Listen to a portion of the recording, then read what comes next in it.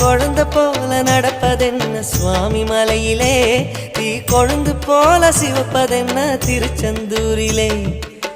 குழந்தை வேலன கொஞ்சி விளையாடலாம், கோபக்கார குமரன எப்படித்தான் ஆடலாம்.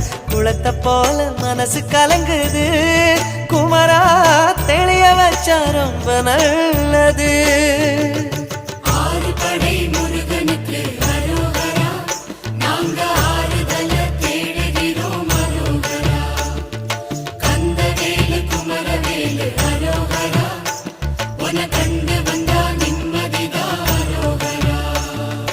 பழனியிலே சந்நியாசி, தணிகையிலே சம்சாரி, ஓம் கணக்கு புரியலையே முருகா, ஓம் கணக்கு புரியலையே முருகா.